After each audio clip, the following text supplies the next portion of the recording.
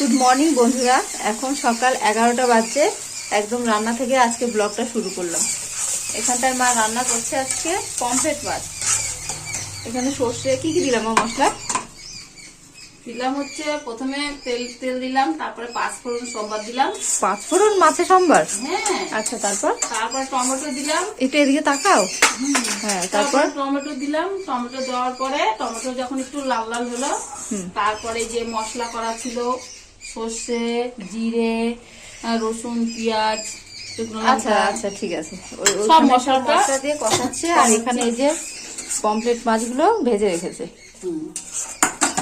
আজকে রান্না হবে পমফ্রেট মাছ। এখানে যার জন্য সর্ষে মশলা কষানো হচ্ছে। লবণ এইটুকু দাও, আবার ঢালছি, প্যাকেট কোথায় খুঁজতে হবে। আর এখানে মাছে দেওয়ার জন্য আচ্ছা লবণ দাও। মাছে দেওয়ার জন্য এখানে টমেটো, ধনেপাতা কেটেছি। এটা শুধু মাছে না, আরো দু জায়গায় যাবে। তো আজকে রান্না হচ্ছে মাছ, আর হবে এখানে জলপাইয়ের চাটনি। এখানে জলপাই কেটেছি, জলপাইটা হচ্ছে টমেটো দিয়ে চাটনি হবে, জলপাইয়ের চাটনি হবে। আর এখানে হবে পুঁই শাকের ঘ্যাট। এখানে কুমড়ো, আলু, পুঁই শাক, শিম। আমি এখানে কথা বলছি আর বাইরে পাখিগুলো কিভাবে ডাকছে, ওই দেখো পাখির শব্দ কিভাবে হচ্ছে এখানটায়।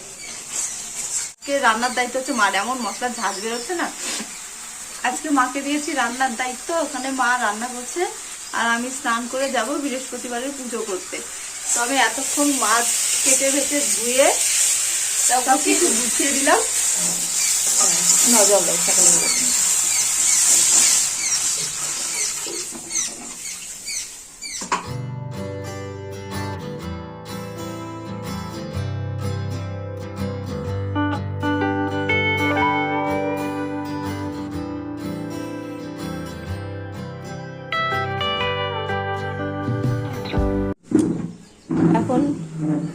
এখন বাজে দুপুর 2টো।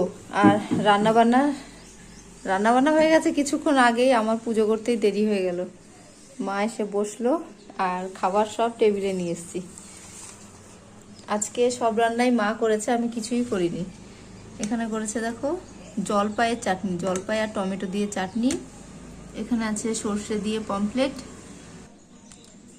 এখানে সর্ষে দিয়ে ধনেপাতা দিয়ে পমফ্রেট মাছ করেছে।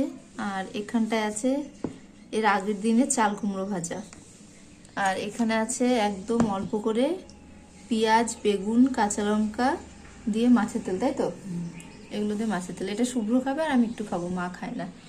আর এখানে আছে দেখো পুঁই শাকের ঘ্যাট, পুঁই শাকের ঘ্যাট তরকারি। আর ওই যে হাঁড়ির উপরে, থালার উপরে হাঁড়ি রেখে ভাত রেখেছি, হাঁড়িটা গরম বলে। না মা, ভাত বাড়ো।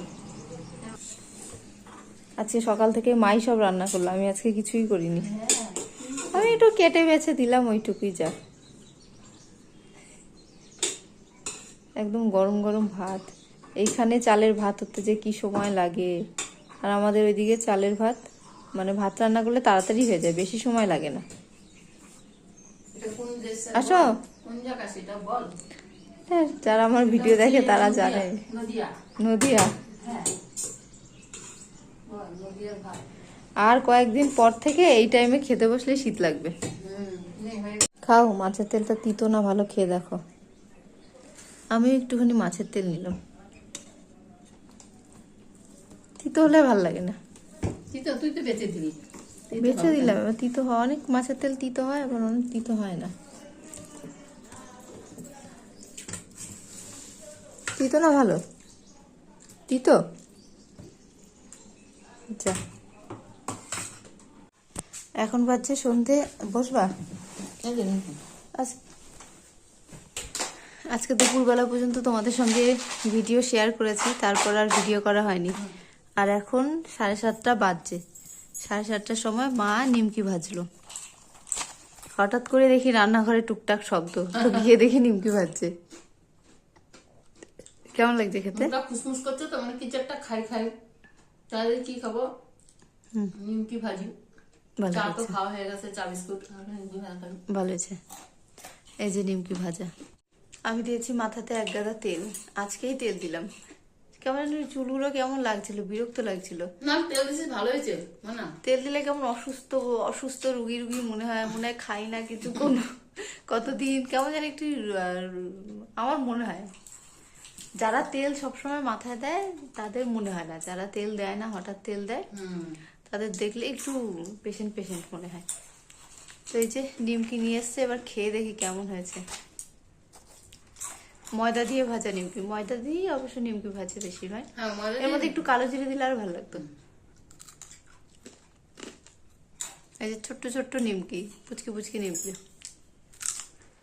একটু ঠান্ডা হলে একটু হবে, ঠান্ডা হলে এই যে এগুলো তো কমরা হয়ে গেছে, ওটা একটু ডিপ ফ্রাই করা না, ওগুলো হবে না আছে কুরকুরে আছে, হবে। আর একটু ঠান্ডা হলে একটু মচমচে হয়। হ্যাঁ তো ভেজাল না,